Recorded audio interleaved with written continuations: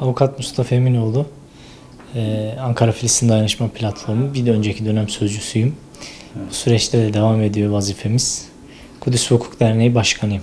10 Ağustos Pazar günü Anadolu'dan meclise, meclisten Gazze'ye insani koridor temasıyla bir yürüyüş tertip ediyoruz. Ankara-Filistin Dayanışma Platformu öncülüğünde ve Anadolu Sivil Toplum Platformları işbirliğinde onların destekleriyle bu süreci yönetiyoruz. Tabii özellikle son yaşanan Gazze'deki açlık krizi tahammül edilemez bir seviyeye geldi. Tahayyül de edilemez bir seviyeye geldi. Birleşmiş Milletler'in son verilerine göre 40 bin çocuk, 1 yaşın altındaki 40 bin bebek her an hayatını kaybetme riskiyle karşı karşıya. Açlık ve yetersiz beslenmeden dolayı. Artık buna karşı daha etkili bir adım atılması gerekiyor. İsrail'e karşı bir mutabakatla, bir milli iradenin birleşmesiyle Türkiye Büyük Millet Meclisi'nde tüm Türkiye'nin halklarının verdiği oylarla kurulmuş bir yapıya, tüm milletin iradesiyle kurulmuş bir yapıya çağrıda bulunuyoruz. Diyoruz ki Gazze insanlık ortak paydasında artık ittifak edelim. Siyaset üstü, partiler üstü bir konuma varalım. Gazze için elimizden gelenin nihai sonucunu gerçekleştirelim. İnsani koridorun açılmasını destekleyelim diyoruz. Siyaset üstü, partiler üstü bir mesajla Gazze İnsanlık İttifakı'nın kurulması çağrısında bulunuyoruz.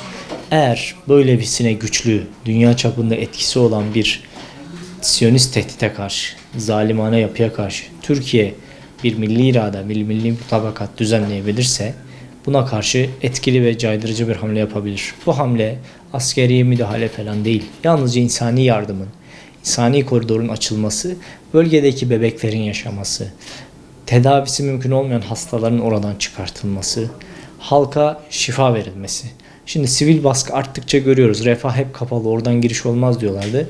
Sivil baskılar arttı ve şu an refahtan az sayıda insani yardım malzemesi girebiliyor. Bu açıdan vurgumuz şu: eğer herhangi bir partiyi tahkir etmek gibi bir amacımız yok yürüyüşte. Temel vizyonumuz siyasetin üstünde bir milli mutabakatla tüm muhalefet ve iktidarın bir araya gelmesi, Gazze için insani yardım koridorunun açma iradesinin teşekkül ettirilmesi, bir Gazze komisyonunun kurulması, Gazze ve İnsanlık İttifakı çatısının inşa edilmesi, uluslararası alanda bu komisyonun temsil etmesi, yine diğer ülkelerle İspanya, İrlanda, Güney Afrika gibi bu insanlık davasında önemli bir, son birkaç yıldır önemli bir rol üstlenen ülkelerin birlikte bir koalisyonla bölgeye insani yardımın getirilmesi. Bu uluslararası hukukun da bir emridir, gereğidir.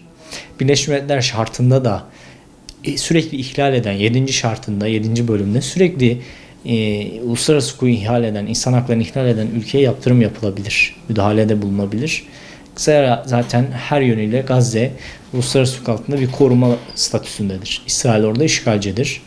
O açıdan bizim çağrımız meclise tüm milletvekilleriyle, tüm partilerle birlikte bu ittifakın oluşturulmasınadır.